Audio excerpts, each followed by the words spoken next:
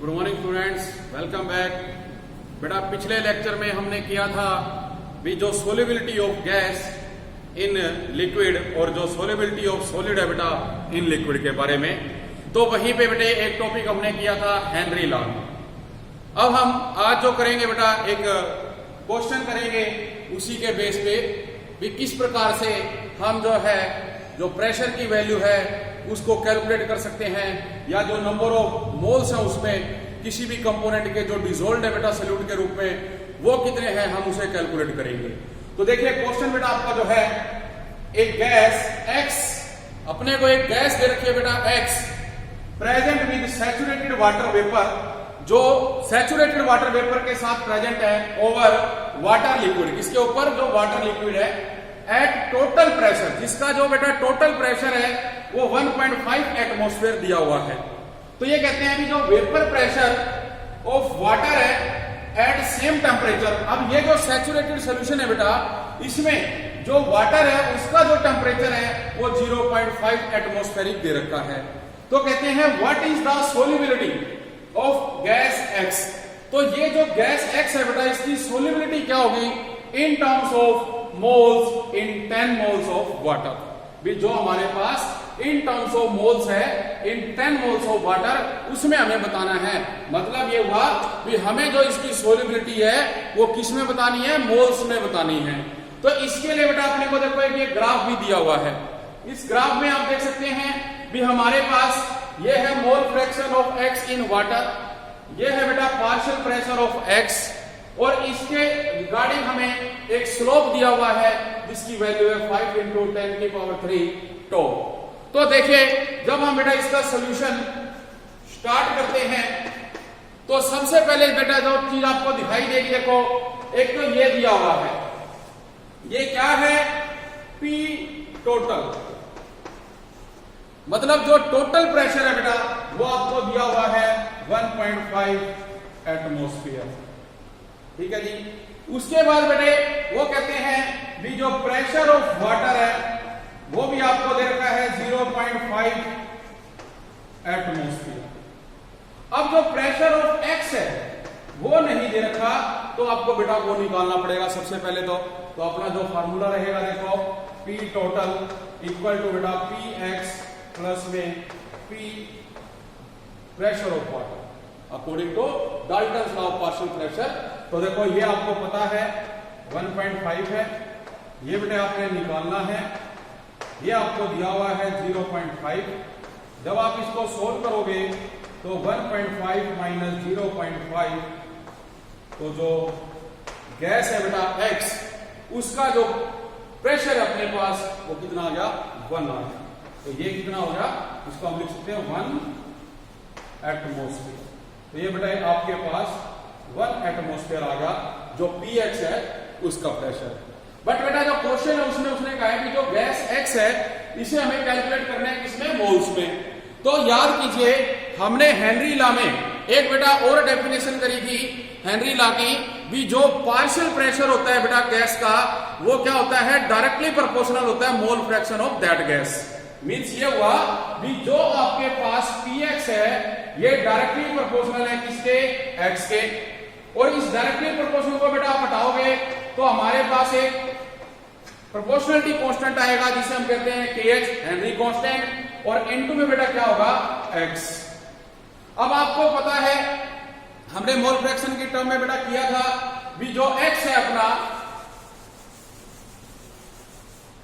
X, इसके अंदर बेटा जो नंबर ऑफ मोल्स को अगर निकालने हैं तो आप कहोगे NX divided bye NX plus NH2O। मतलब ये क्या है, number of mole of X divided by number of mole of X plus number of mole of water. तो ये किसके बराबर है बेटा, मोल फ्रैक्शन के बराबर है। अब इसमें अगर हम ये कहें भी जो बेटा सोल्युबिलिटी है वो बहुत कम है तो इसके बेस पे आप क्या कहोगे भी ड्यू टू लेस सोल्युबिलिटी, जो बेटे NX है ये कहता है बहुत ही ज्यादा छोटा है किसके कंपैरिजन में NH2O के। तो हम इसको क्या करेंगे बेटा, इग्नोर करेंगे।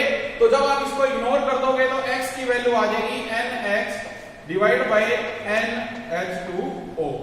तो अब इस इक्वेशन को जो x की वैल्यू है बेटा, इसको हम कहां रखेंगे, इसके अंदर रख देंगे। तो अपने पास देखो जो इक्वेशन बनेगी, ये बनेगी बेटा Px equal to KH into NX divided by NH2O। और देखो बेटा आपके पास क्या दिया हुआ है, जो Px की वैल्यू है वो तुमने निकाल ली 1 है, जो KH है बेटा वो हेनरी कांस्टेंट जो स्लोप है हमारा, उसकी वैल्यू दी हुई है 5 इंटू 10 की पावर 3 टॉर। तो ये यहां पे लिखेंगे बेटे 5 इंटू 10 की पावर 3 मल्टीप्लाई जो NX है बेटा वो आपने निकालना है, और जो number of mole of water दे रखे हैं वो कितने दे रखे हैं बेटा, आपको 10 दे रखे हैं इसने। तो देखिए आप क्या करेंगे, जब इसको सोल्व करेंगे तो इसको बेटा हमने यहां से क्या किया, काटा। अब इसको आप रीअरेंज करोगे तो रीअरेंज करने पे 2 देखो ऊपर चला गया, 10 की पावर 3 नीचे आ गया, इनटू क्या रह गया NX। अब हम इस 10 की पावर 3 को बेटा ऊपर ले जाएंगे। तो जब इसको आप ऊपर ले जाओगे तो देखो जो NX है बेटा, इसकी वैल्यू होगी 2 इंटू 10 की पावर -3। तो बेटा इतने क्या होंगे, मोल्स होंगे किसके, X के, जो प्रेजेंट है वाटर के अंदर। तो इस तरह से आपने क्या करना है बेटा, जो ये क्वेश्चन आएंगे, जो ये न्यूमेरिकल्स हैं, इनको आपने बेटे सोल्व करना है। नेक्स्ट देखो बेटा अपने पास है सॉलिड सॉल्यूशंस क्या होते हैं। आपने क्या देखा था भी, आपने गैस को बेटा लिक्विड में डिसोल्व कर लिया, आपने सॉलिड को लिक्विड में डिसोल्व कर लिया। अब अपने पास बात कर रहे हैं सॉलिड सॉल्यूशंस क्या होते हैं। तो बेटा इसमें देखो क्या होता है, ए solution in which both the components, देखो कंपोनेंट क्या होते हैं सोल्यूशन में, सॉल्यूट एंड सॉल्वेंट। तो बेटे जो सॉल्यूट है एज वेल एज जो सॉल्वेंट है आर सॉलिड, दोनों क्या होंगे बेटे, सॉलिड फॉर्म में होंगे, सॉल्यूट भी और सॉल्वेंट भी, उसे हम क्या कहेंगे, सॉलिड सॉल्यूशन कहेंगे। तो बेटा ये जो सॉलिड सॉल्यूशन है ये 2 टाइप्स का है। फर्स्ट है सब्स्टिट्यूशनल सॉलिड सॉल्यूशन, और बेटा सेकंड जो है इसमें वो है इंटरस्टिशियल सॉलिड सॉल्यूशन। अब ये होते क्या हैं, हम इसकी अगर डेफिनेशन करें तो देखिए बेटा, सबसे पहले जैसे आप पढ़ेंगे सब्स्टिट्यूशनल सॉलिड सॉल्यूशन, ये क्या होते हैं बेटे, those solution in which atoms, molecules or ions take the place of other substance is known as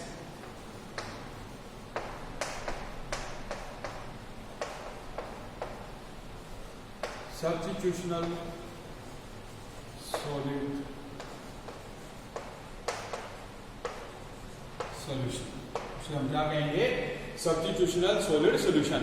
example जो बेटा इसका रहेगा वो है ब्रास, क्योंकि बेटा जो अपने पास ब्रास होती है इसके अंदर आप लोग देखेंगे भी जो बेटे अपने पास कॉपर और जिंक है वो दो इसके अंदर प्रेजेंट है। तो ब्रास में कॉपर एंड जिंक, ये दो चीजें होती है बेटे सॉल्यूट और सॉल्वेंट के रूप में जो मिक्स होती हैं। तो इसका जो डायग्राम अगर आप बनाओ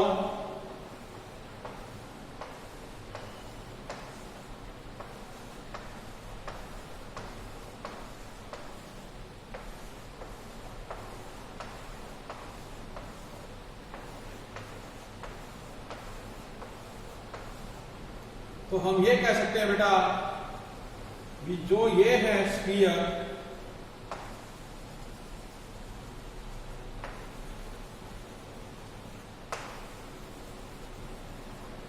मीन्स ये जो स्फीयर बेटे आप यहां पे ले रहे हो ये क्या है, सॉल्यूट है, जबकि बेटा ये क्या है, सोल्यूट। और जो ये दूसरे हैं बेटा, इनको आप क्या नाम दोगे? सॉल्वेंट का नाम दोगे। तो इस तरह से अपने पास बेटा और भी एग्जांपल है, जैसे ब्रॉन्ज है, उसके अंदर भी आप देखेंगे दो जो अपने पास बेटे मेटल है वो सोल्यूट और सॉल्वेंट के रूप में प्रेजेंट होती है। इसके बाद अब आ जाता है बेटा इसका सेकंड टाइप जो है अपने पास इंटरस्टिशियल सॉलिड सॉल्यूशन। और जो सेकंड है बेटा देखिए इंटरस्टिशियल सॉलिड सॉल्यूशन, इसमें आप कहेंगे those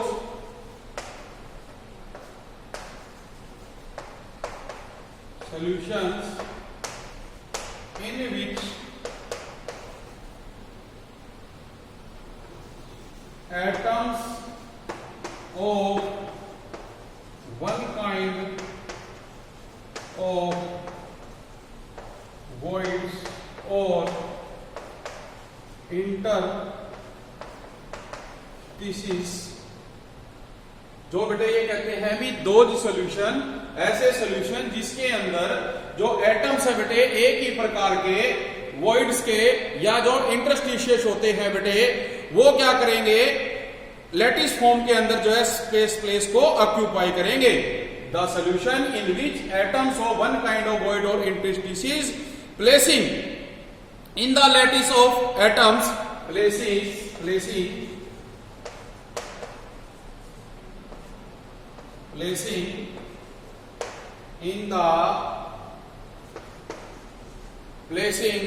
in the lattice of atom, lattice of the atoms। तो जो लैटिसेस ऑफ द एटम है बेटा उसके अंदर वो क्या करते हैं? जो स्पेस है उसको ऑक्यूपाई करते हैं।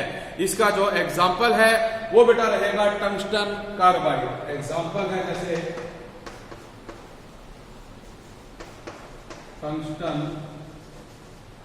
कार्बाइड। इसको आप कैसे ड्रा करोगे? इस तरह से करेंगे बेटा इसको ड्रा हम।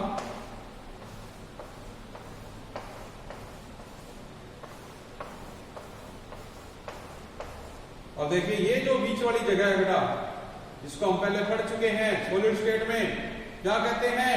वॉइड। तो इस प्लेस को बेटा वो क्या करते हैं?